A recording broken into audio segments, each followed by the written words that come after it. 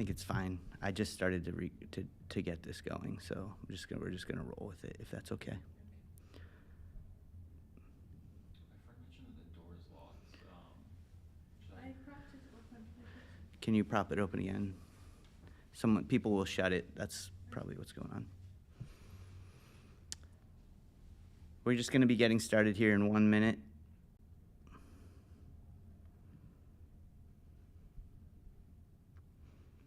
Appreciate everyone's patience tonight.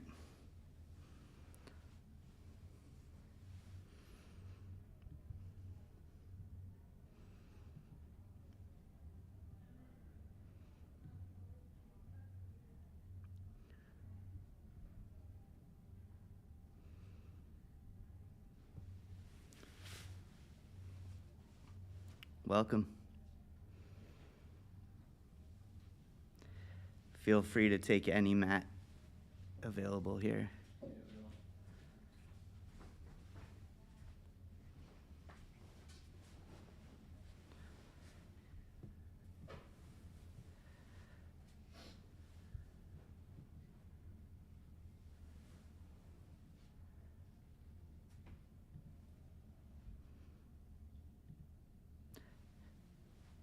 Good evening, everyone. I'm Zen Master Sebastian Rizzon, founder of the Zen Art Center and the Mind Light Way School of Zen. I give these Dharma talks on the third Thursday of every month from 7 to 8 p.m. And you can also find them anytime on the Zen Art Center YouTube channel. If you have any questions online, you can leave them in the live chat for the Q&A at the end of the class, or in the comment section for future talks. And you are welcome to make live questions at the end here. So why is Zen important? Zen is about understanding your true nature. With so many things going on around the world, aren't there more important things that we should be doing rather than focusing on ourselves? Especially when so many other people in the world are suffering. A lot of people feel like our leaders are failing us. Some of them are making policies that seem doomed to fail. Others are starting wars. Innocent people are dying and starving all around the world. There's a lot you can worry about. I personally see a lot of people around me suffering and living in fear. I really think Zen can help people who feel like this. So much of what's happening around the world is beyond our control. Many of us have a desire to help others. So how can you help? How do you know what to do? This is the koan for today. With so many things wrong in the world and so many things you could choose to do to help, what's the best way for you to help yourself and other people? If you're suffering and other people around you are suffering, what should you do? If you really want your actions to make a difference, how do you know what the best thing to do is? Sometimes it takes a lot of inner fortitude to do the right thing. But before you even get started helping other people, it might be useful to acknowledge that you won't be able to help anyone in a sustainable way unless you are healthy. This means you have to balance your own needs with your desire to help other people. Your first priority has to be you. When you're in a stable place, then you can help other people. The techniques we use in Zen, such as meditation, can be used to help you clear your mind. Having a clear mind will help you think clearly and make it easier for you to prioritize the things that will make you mentally strong and physically healthy. When your mind is strong and clear, you can better understand the current situation and realize the best course of action and what the best course of action is to help yourself and to help the other people around you alleviate their suffering. So with that said, let's practice a few of these techniques together. We're going to start by breathing a little bit slower and a little bit deeper than you usually do.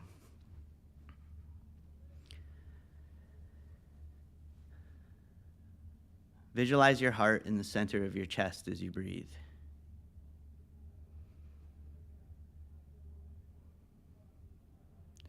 As you listen to me, I want you to keep slowing down your breath and breathing a little bit deeper. Feel your breath coming in through your nose and mouth, collecting all of the energy from your brain and moving it from your head into your heart. Imagine now that you're breathing with your heart. The purpose of this is to try to align our mind, heart, and body. You can also place your hand on your heart and close your eyes if you'd like. Just keep breathing a little bit slower and a little bit deeper as I talk. This is a technique you can use to relax or reset yourself whenever you feel nervous or anxious, or whenever you feel like you need to switch gears from different activities you're doing throughout the day. You can use it when you wake up, before you enter a stressful meeting, before you go to sleep, or before you meditate. So let's just take a few more moments to take some slow and deep breaths.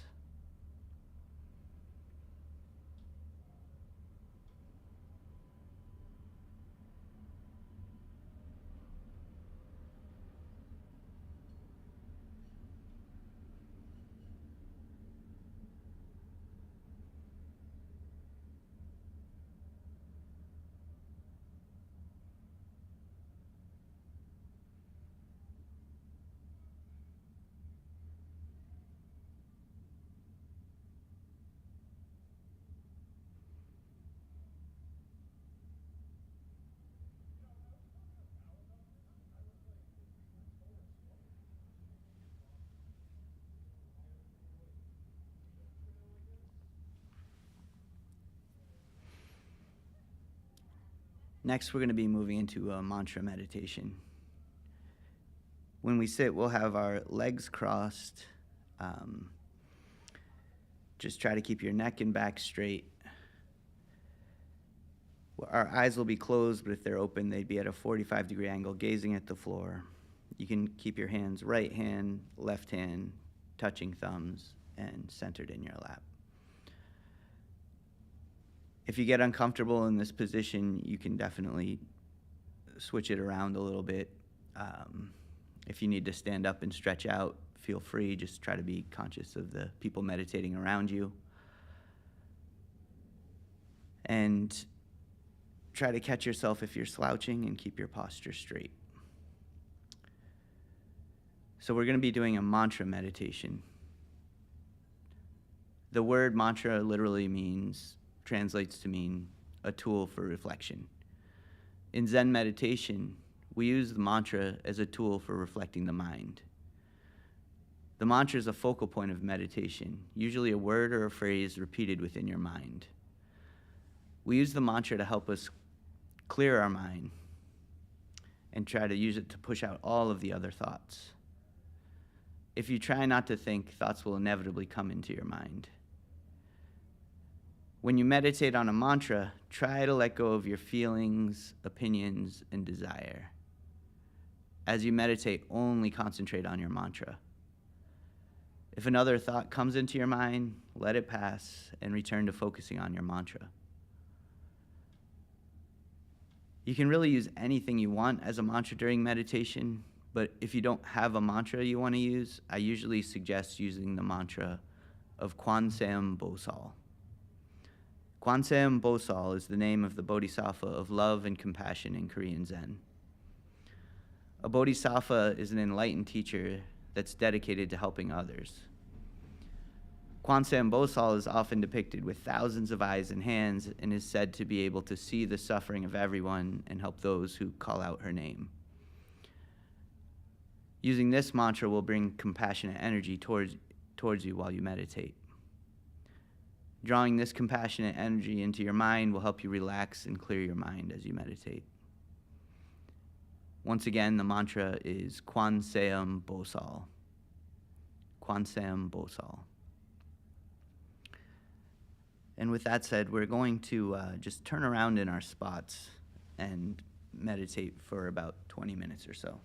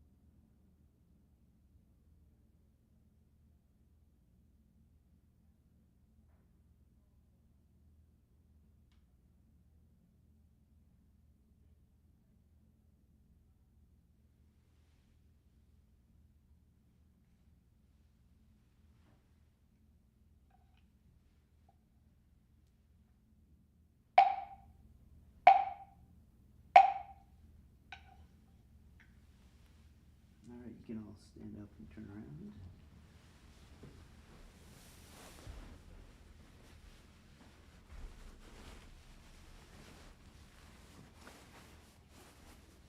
Stretch out for a second if you need to.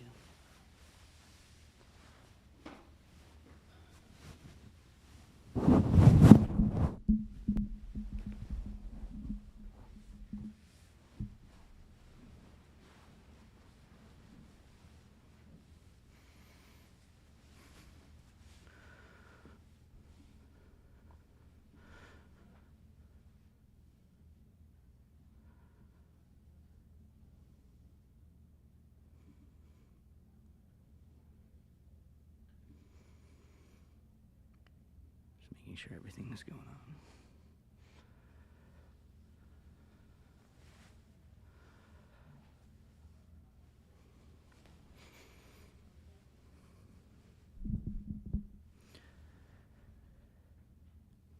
So we live in dark times. We see people suffering all around us. Some people are starving or without shelter. Some people are having their freedoms taken away. We also see innocent children being killed in war. All of these situations are a tragedy. If you have any empathy, it's hard not to be overwhelmed by sadness. At some point, we'll all suffer some form of tragedy in our own lives as well. If you've been lucky enough to escape this type of suffering so far, I'm really sorry to tell you, it will come eventually. Suffering's a fact of life. It's the only thing that is guaranteed. Death and illness are inevitable for all of us, and they'll eventually come for you and everyone you love. I apologize for starting off on such a down note, but rest assured, the point of this talk is to help you understand how you can alleviate this suffering. I spent 16 years living in a Zen temple. Ever since I moved into that temple, I've spent a significant amount of my time every day meditating and practicing martial arts. This practice made my mind and body incredibly strong. I felt like I was doing everything right, and I assumed that all of the good karma I accumulated would take care of me. But I had no idea what was coming for me. One day, a few years ago, I woke up with a really bad headache, and I tried to sleep it off, and then I got vertigo. And when I tried to get out of my bed, I started vomiting. It got so bad, I couldn't even sit up in bed. 2 friends of mine came to help me, and they put my arms over their shoulders and basically carried me out of the house like that and took me to the emergency room. And I was shocked because after they ran a bunch of tests, they told me I had had a stroke. And I probably wouldn't be leaving the hospital for a while. At this point, I had lost all the feeling in the left side of my body, and I couldn't walk or stand. They didn't know why I had a stroke at such a young age, and the doctors were worried that I would have another one unless they figured out what happened. It was a very strange experience. The day before, I was fine, and now I had lost nearly all of my physical freedom, and I wasn't even sure how long I'd be alive for. It was also interesting because I really wasn't sad, and I didn't have any fear of dying or anything else that was happening. I felt like all of my years of Zen practice had prepared me for this moment. No matter what happened, I knew I would be okay. My brain was in a fog, but after years of training and meditating, my mind was still clear. I knew that my mind was beyond my body, and I didn't feel any attachment to my body or even my life. I already understood that my mind was eternal, and it wouldn't be affected no matter what happened to my body. The situation for my body was incredibly difficult, but my mind was unfazed, and I wasn't suffering. I told my close friends and family that if I died, they shouldn't worry about me because there was nothing left that I needed to do. Unfortunately, I don't think they found that sentiment as reassuring as I did. To make a long story short, I'm here today. I survived. They found a hole in my heart and fixed that with surgery. And after 9 months of intense physical therapy and occupational therapy, I regained most of my physical abilities. Now, a few years later, I can run, I can walk, I can bike, I can swim, I can do martial arts, and I can do pretty much everything I used to be able to do. I was very fortunate. The point of my story is that nature can be brutal, even more brutal than the worst dictator in the world. It can take away everything you have without a trial or any chance for you to advocate for yourself. So how can you be prepared for some terrible tragedy like this? What can you do? I can tell you firsthand that it was all of my Zen training that saved me. I knew it didn't matter what happened to my body or my physical reality. My mind wasn't affected. This is the purpose of Zen training. It gives you freedom of the mind, no matter what the external circumstances are. So what can you do to attain this type of freedom for yourself? First, you need to understand the true nature of your mind. Your mind is not bound to your body. The ideas of your life and your body are just conceptual thoughts and mental constructs contained within your mind. When you see through this illusion of thoughts, you'll realize that your mind is actually infinite and eternal. This is not something you can understand by hearing me say it or having someone explain it to you. In order for you to understand the true nature of your mind, you have to have a direct experience of it for yourself. In order for you to understand what your mind truly is, it has to be completely clear of all thoughts. The purpose of Zen practice is to learn how to completely focus your mind in every moment until you experience the pure awareness of the mind, so that it's no longer tainted by the thoughts and constrained by the conceptual boundaries that we created. The state of mind that is completely focused in every moment without any effort is called Dhyāna. Dhyāna is the original Sanskrit word for Zen. Zen should ultimately be effortless, but for most people it requires some sort of initial effort to learn how to maintain and focus your mind. One of the ways we practice focusing our mind is through sitting meditation techniques like the one we practiced in the beginning of class. However, sitting meditation isn't enough. You also need to keep your mind focused and centered in every moment, no matter what you're doing and no matter what the external situation is. This ability is why I was able to keep my mind at ease when I was lying in a hospital bed and unable to move after my stroke. This was a very difficult situation, but I had learned to keep my mind focused after years of practicing sitting and moving meditation. I initially learned how to do moving meditation by treating my martial arts practice as a form of meditation. I did this by learning to completely focus my mind on my actions. It was a great way to evaluate my ability to focus.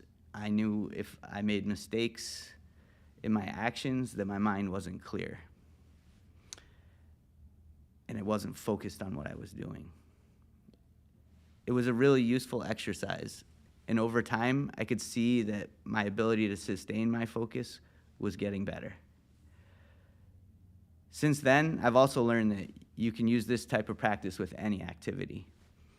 It could be a sport or something like yoga, weightlifting, riding a bike, dancing, or making music.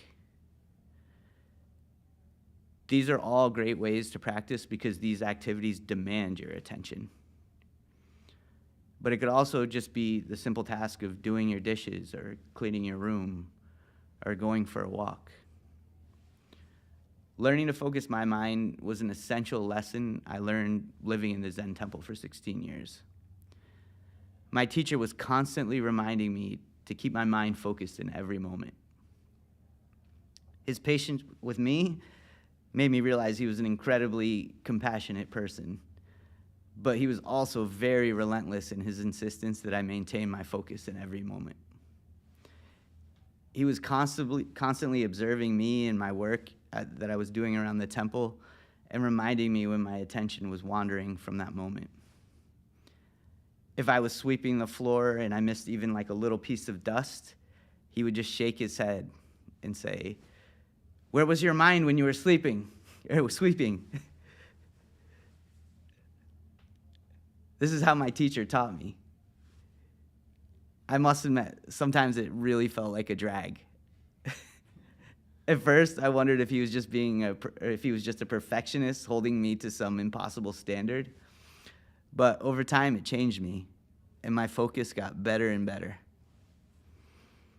Eventually, the lessons he was trying to teach me sunk in, and I finally understood what he'd been trying to teach me all along.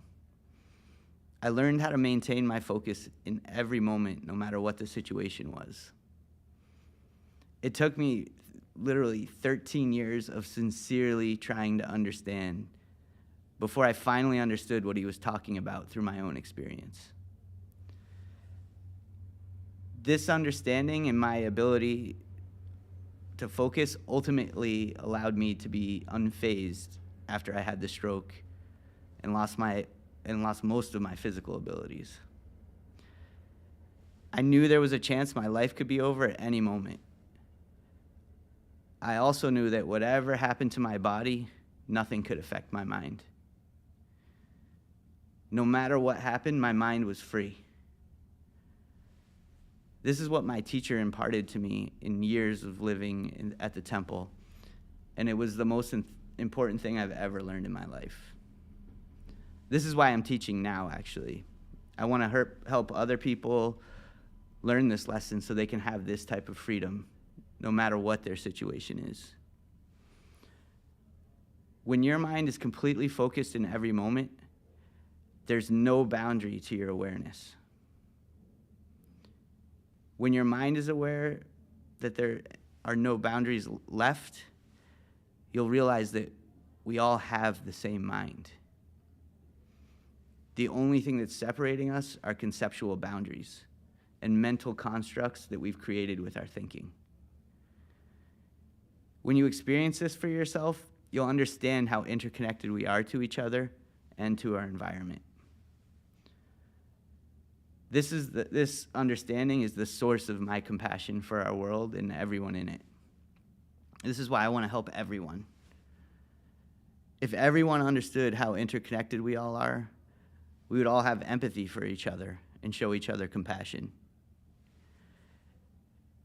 If you have freedom in the mind, you'll understand that no one, and not even nature, can take away your freedom.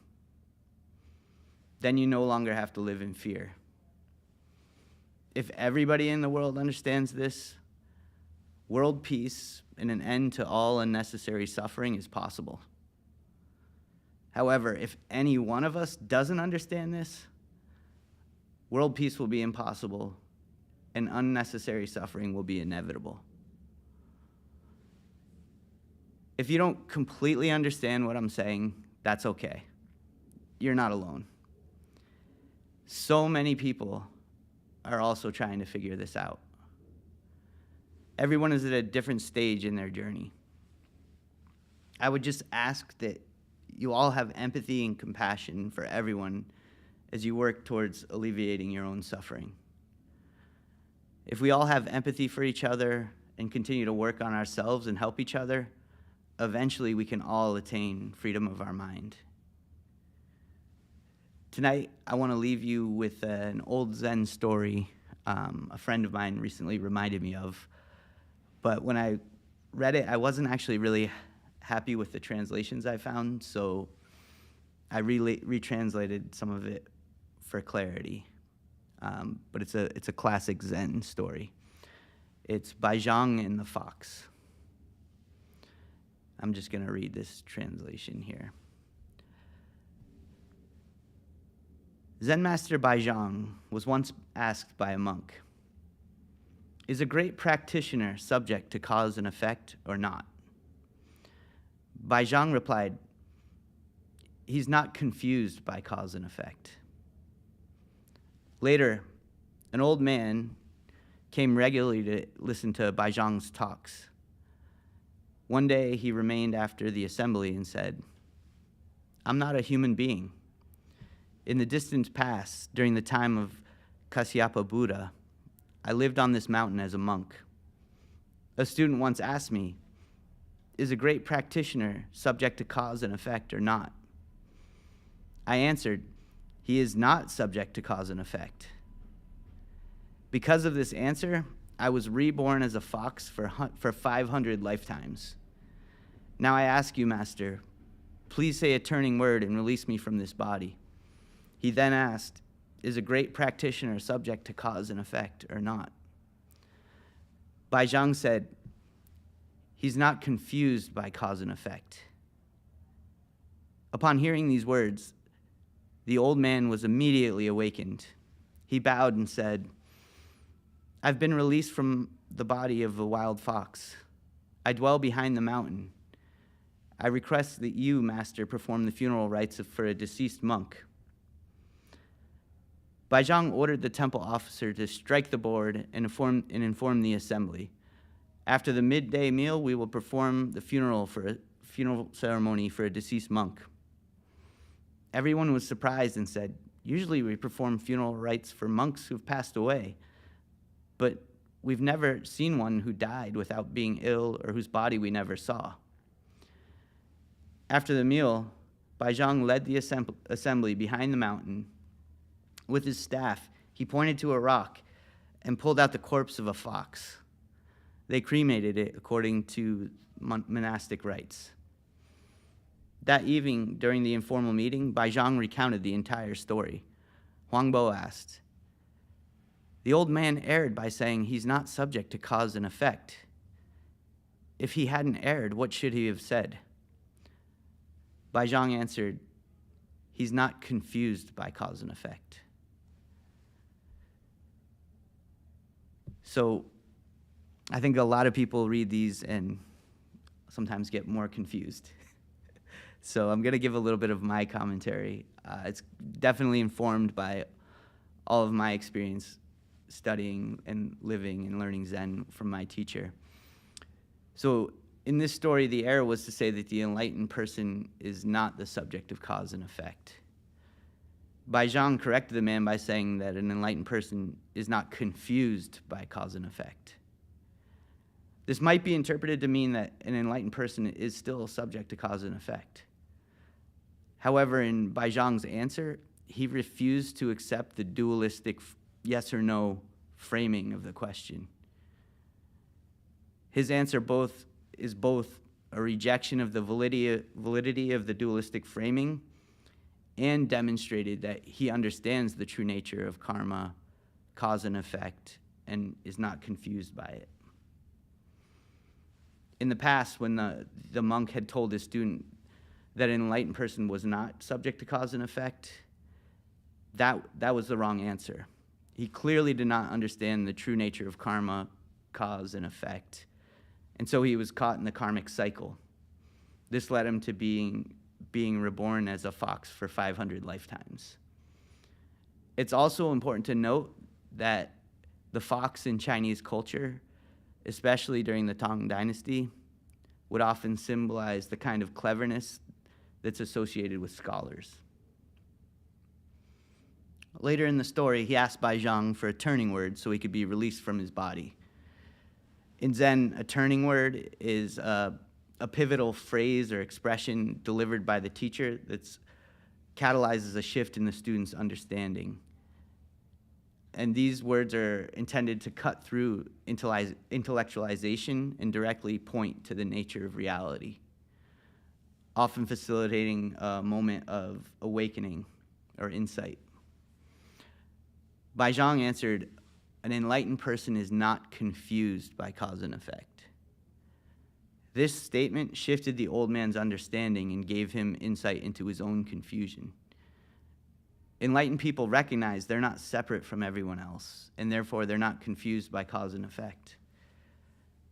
The old man's original answer had demonstrated his confusion because he was clearly trying to differentiate an enlightened person from other people and distinguish them by saying they're not subject to cause and effect. The root of the man's confusion came from an intellectual misunderstanding of enlightenment versus an experiential understanding. If you view enlightenment from a purely intellectual, third-person standpoint, it can lead to the confusion that enlightened people are fundamentally different from other people. This is wrong because it implies and reinforces a purely conceptual idea that enlightened people are different from other people and somehow not subject to the same things. Baizhang avoided this semantic trap in his answer by saying an enlightened person would not be confused by these types of conceptual boundaries. I'll elaborate on this a little bit, but with a caveat that anything I say here will still be an intellectual explanation.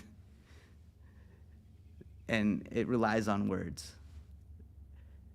Any knowledge you glean from this is not going to be a substitute for your own experiential understanding. Enlightened people still have bodies, and all forms, including life forms, are entangled with and subject to cause and effect. An enlightened person is not confused about the nature of cause and effect and does not ignore it because he understands that the body is subject to cause and effect. However, these are just words and descriptions of things that don't fully encapsulate the truth. The mental construct of the body, as well as the concepts of cause and effect, only exist within the mind. These mental constructs and concepts are representations within the mind that obscure the true nature of reality. The contents and forms within the mind are constantly changing and appearing as cause and effect. From the perspective of our bodies, the phenomena of cause and effect appears to be real. But the mind itself never changes. Our attachment to these mental constructs and concepts is ultimately what tethers the mind to our bodies and our karma. Letting go of these attachments allows the mind to perceive our true nature without delusion and entanglement. The true nature of the mind is not bound to our bodies, and it's not entangled by cause and effect. The mind has no bounds. The enlightened mind perceives this without delusion or entanglement. This realization is the insight that cleared the old monk's confusion. This insight led the old monk to an awakening, and his mind was no longer bound to his body. When they found the body of the fox, the mind of the old monk was no longer bound to the body of the fox. And the fox was given a funeral ceremony of a deceased monk. The symbolism in this story serves as a caution against the potential pitfalls of relying on a purely intellectual understanding of Zen, suggesting that it's not a substitute for direct experiential insight. We should also not be confused by or ignore the appearance of cause and effect in our lives by recognizing that the mind is the source of this interdependence, interconnectedness, and subjectivity. Now, I'm happy to answer any questions that anybody has. You mentioned about meditation while moving and everything. Like, what kind of tips do you have for doing that, like while you're moving? Because I've always done it as like a guided meditation. So like, I always have trouble with keeping focus and stuff. Can you ask that again? I'm sorry. Yeah. So like the moving meditation, like when you're doing an act Like, Yep. what kind of tips do you have for like maintaining focus while doing that? Because I struggle with maintaining focus during meditations like that. Yeah, the main tip I have is just keep practicing. Focus is like an exercise. It gets better the more you practice. I think there's a lot of things that cause your mind to wander.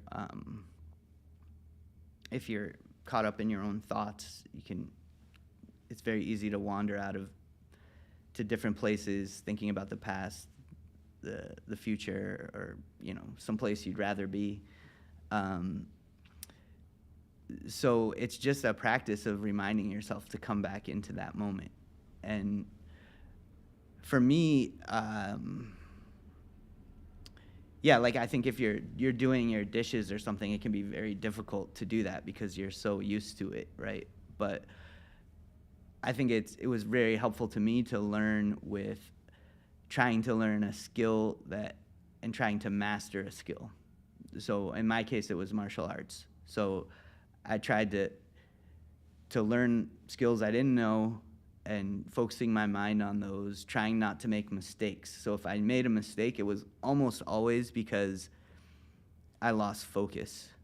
And that was a good way for me to check myself, is my mind focused? And just over time, trying to see how long I could train for while keeping my mind focused and without making mistakes. I think learning how to master some skill is a great way to teach your mind how to focus. And you will evaluate it by whatever you're mastering. If you're mastering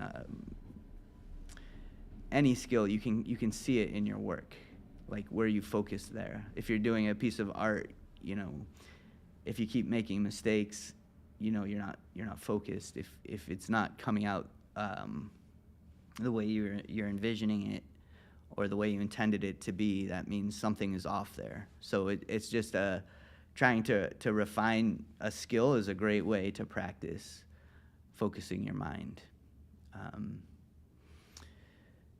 So that would be one suggestion I would have in that.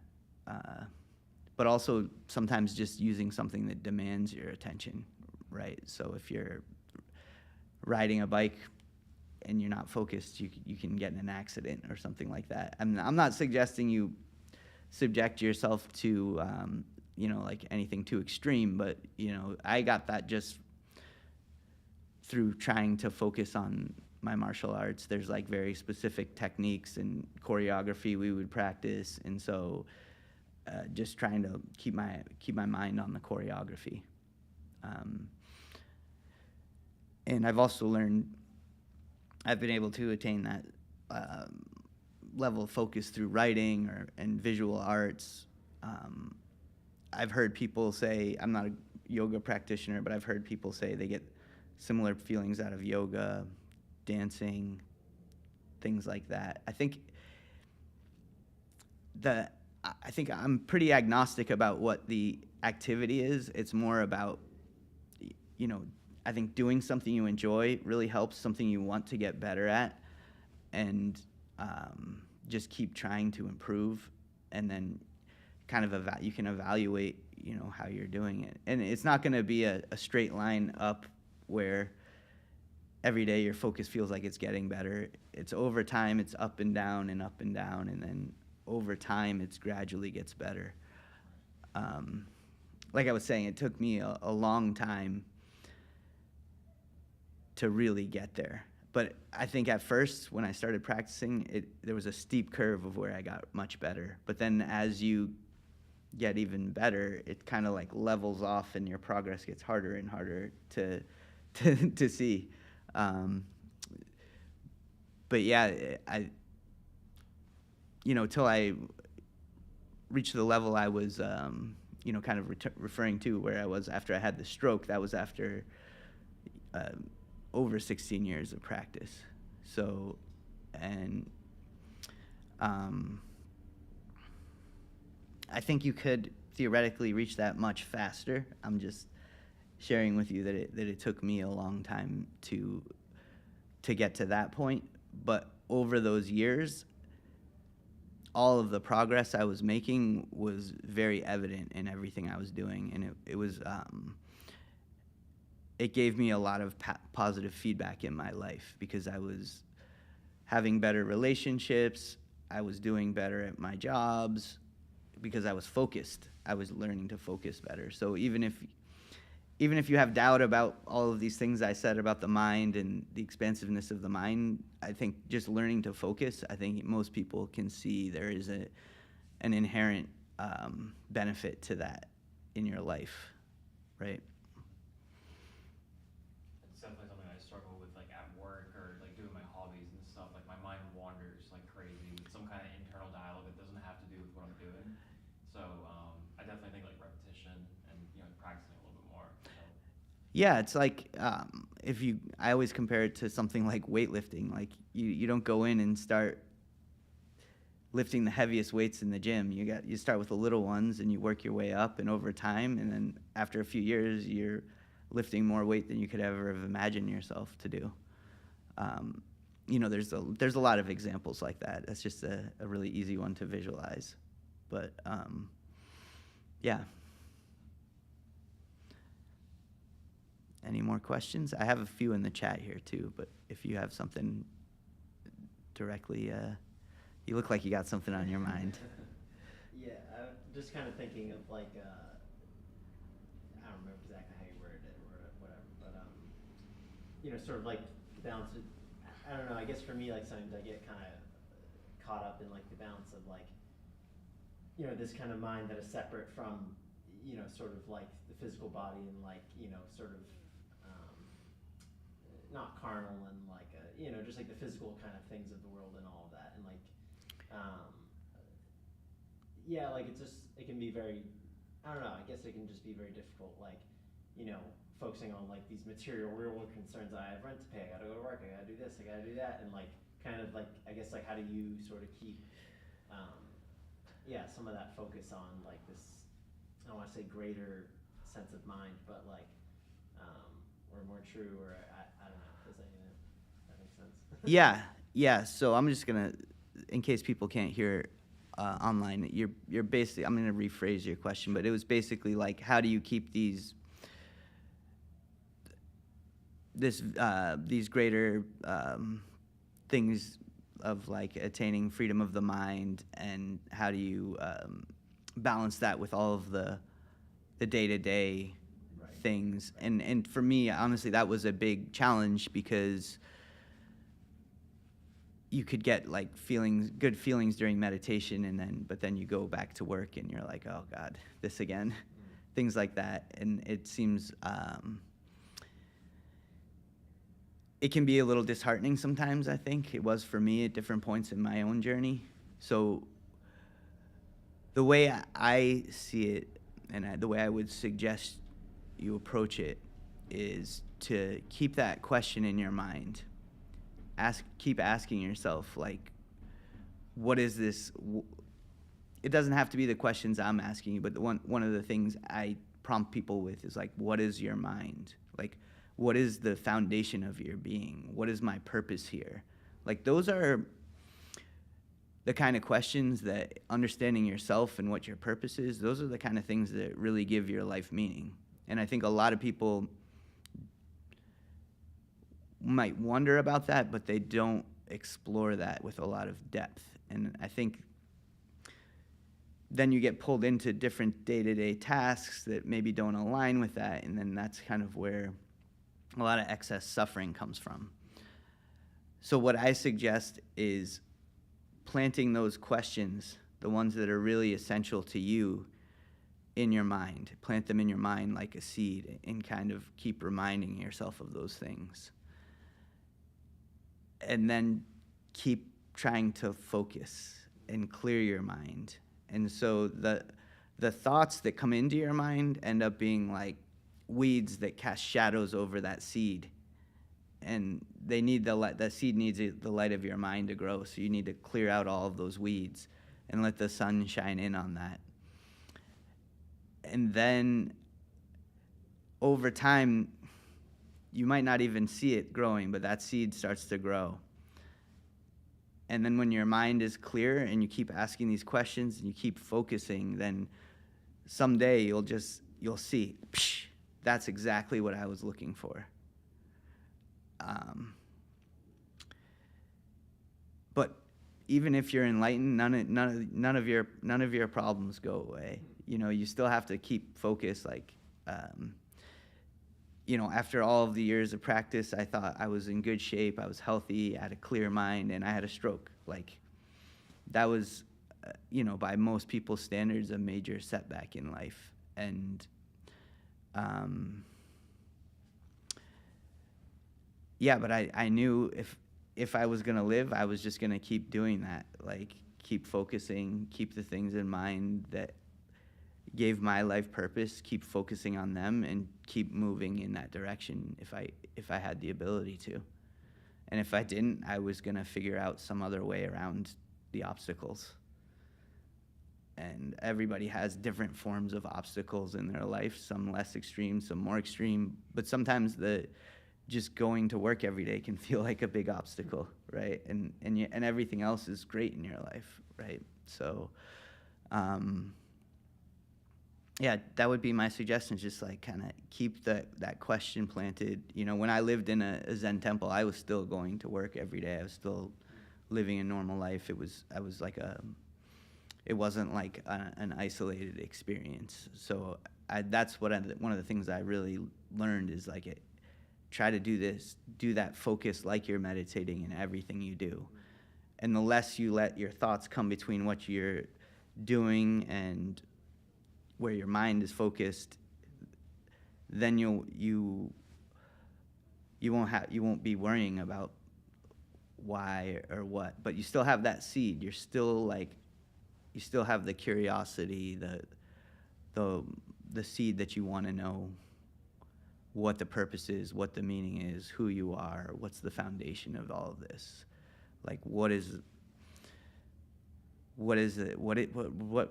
reality? Like, all of these questions, I think, are valid questions that can help you find the meaning in your own life. So. That metaphor is very apt of the seed in the weeds because I'm a farmer, so. Okay. That's just very kind of applicable for me, I guess. Yeah, and then when you like kind of think of that, you know, if you want to, you know, a seasonal vegetable, you plant a seed. It still takes a lot of work. You gotta like clear the garden, plant the seed, water it, you know, fertilize it, those kind of things. If you want like a tree, you gotta wait many years for that seed to grow up and like really produce flowers and fruit. And I think these kind of seeds that you plant in your mind all work the same way. And the bigger the seed is, like if you have a little seed, it grows fast and you understand it. But if you have a big seed, like what is the foundation of my being, and you know, what is the mind that's behind all of this? What is that makes me who I am? That's a big seed. Like I think those take a little bit longer and a little more work to make them grow. And you know, the meditation is just like picking out the weeds every day because they're always growing up. Yeah. And just like giving it that seed the room it needs to grow.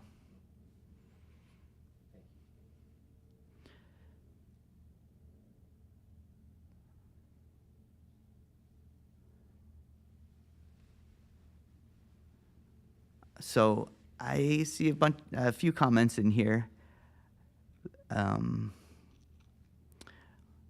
Becky, I'm not sure exactly what your question is there, or if you were just commenting and agreeing. Roy had a question. For people with mind-body disconnect, how to reconcile the body's disconnection with the mind? Is it a problem with the mind only?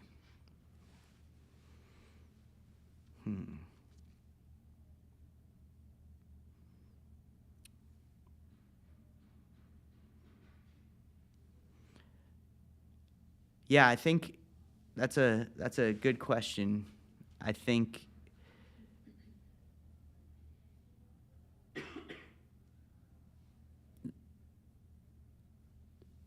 sometimes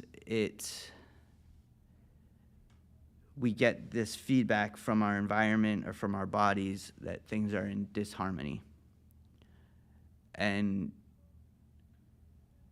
I think a lot of times it's very difficult to understand what is the source of the disharmony. Is it your body? Is it the environment? Sometimes it's really hard to parse those things out. And I think one of the important things is to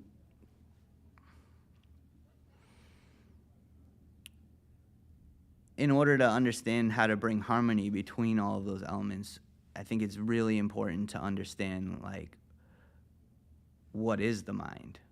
What is it? Is it my brain? Is it the brain waves? Is it something else? I personally don't think I'll tell you, it's not anything physical. It's not. There's no physical evidence of mind anywhere. There's correlations with things that happen with the mind, but there's no physical explanation. I think physical things are a way we map reality, and the map is not reality. And so it's like a mental map of reality. And so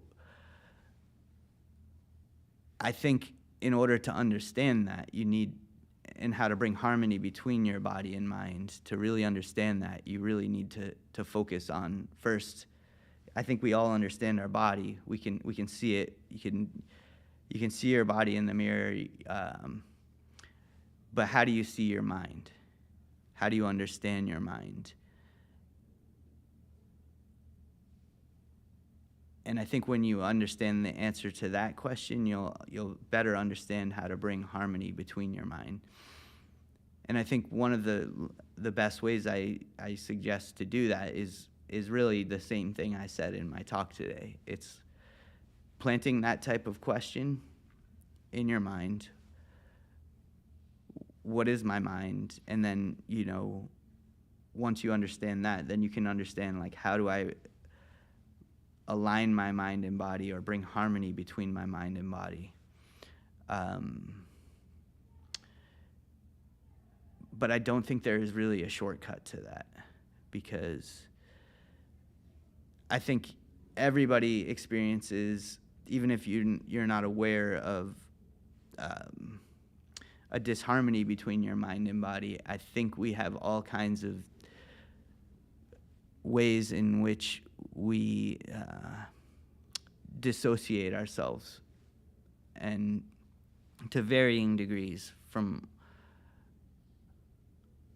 our mind and from our body. So how do you peel off all of those dissociations?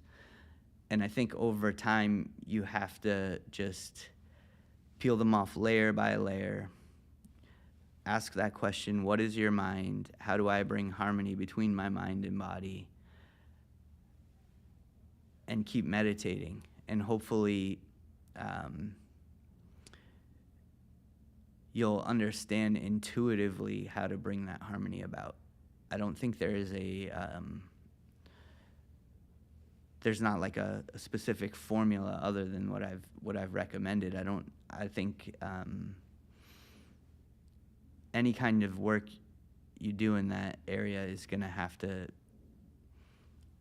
really require some sort of intuitive understanding about how to make those connections and how to bring your mind into harmony. And I think it's really helpful, until you understand that, just to bring your mind to a state of stillness.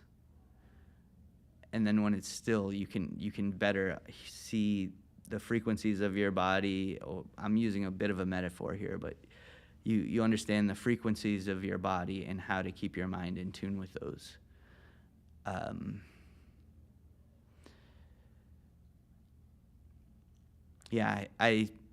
think I'll leave it at that, but I'm sure I didn't fully give you the most satisfying answer. But if you have a follow-up, maybe I can elaborate on that.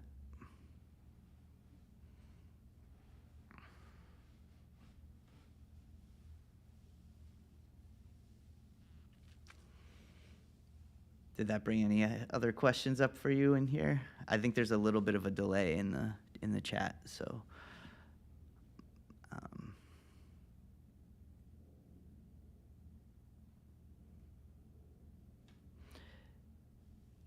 Yeah, I mean, to just kind of piggyback off of what I was saying, like,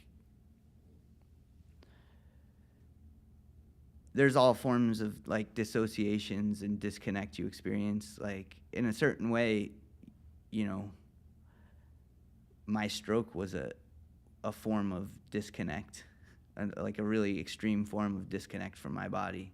I had no control over my body with my mind anymore. And I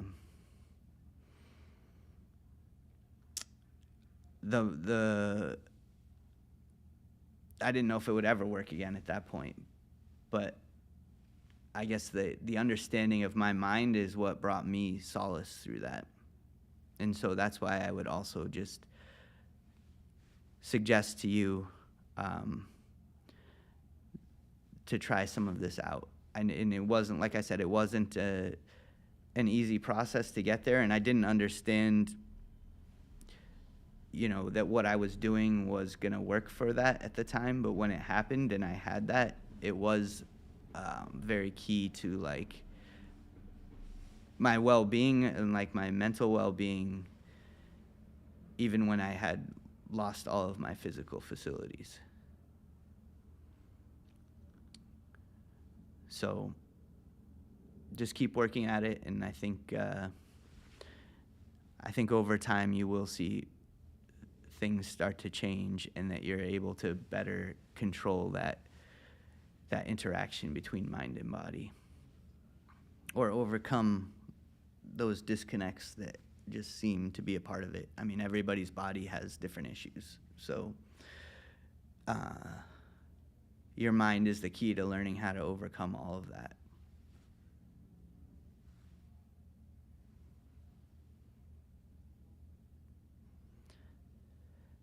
All right, well, I'm going to just make a few announcements. I think, unless you have any more questions, I'm happy to answer them. But we've been here a little bit later than, so I'm going to just go ahead and wrap it up. So I hold this meditation and Dharma talk on the third Thursday of every month, same time, 7 to 8 p.m. The next one will be on May 15th. I also host a guided meditation where it's less talking and a little more just practicing different meditation techniques. Did you come to that one as well? I was there at the last Yeah, so it's a few different types of meditation techniques, different ways, different mantras, and less of the in-depth talk. But I do still give a little bit of talk, and I take a Q&A at the end. That will be Thursday, May 1st. It's always the first Thursday of the month from 7 to 8 p.m. And then I also, you were asking about how to practice. I also host Zen art and writing groups. So we do a little bit of practicing this kind of moving meditation, focusing our minds. I start with a sitting meditation, and then we get into an activity that, whether it's art or writing, and that's one of the ways we practice here. So the Zen writing group is on the second and fourth Sunday of every month. I'm doing it twice a month now, and that's from 3:30 to 5 p.m. So that'll be May 11th and May 25th. I have the art group. The next one will be on Saturday, April 26th from 3:30 to 5. All of this is on our website, mindlightway.org. I also have it on the back, so you can check those out, and it's on our meetup page if you are on that. if you're interested in learning a new art form, I also offer sword and martial arts classes in this space. So you can come here and do some moving meditation with your, and get a full body workout as well. Yeah, and you can just contact me directly about finding out about that if you're interested. We also have Somerville Open Studios. So this is my community announcement for the greater community. That'll be the first weekend of May, from 12 to 5 p.m. Saturday and Sunday. I don't know the date offhand. The 3rd and 4th of May. And so that's all across Somerville. Nearly 400 artists are opening their studios to the general public. We'll have maps of everywhere you can go. And if you want to come here and hang out, we're going to have snacks and refreshments. So love to have some company while we're here. And then, as I said, all of these things are on the mindlightway.org website, and you don't need any experience to participate in any of these classes. So let me know after class if you have any questions. And in closing, just the Mind Light Way School of Zen is a 501c3 nonprofit organization. We try to keep all of these classes free and open to the public, but we do rely solely on donations to be able to continue to offer these classes. So if you found value in these classes and you'd like to support the school, there's information on how to make a donation at the table near the door in the back here, and in the description for the video on our in the description of the video on YouTube and on our website. So your generosity in supporting these programs is greatly appreciated. And if you're here in person, you're welcome to hang out and chat for a while. If you'd like to strike up a conversation, I'll be around for a bit. Thanks for coming, and we appreciate your support and appreciate you bringing a friend this time. That was really cool. All right. Take care, everybody. Have a great night.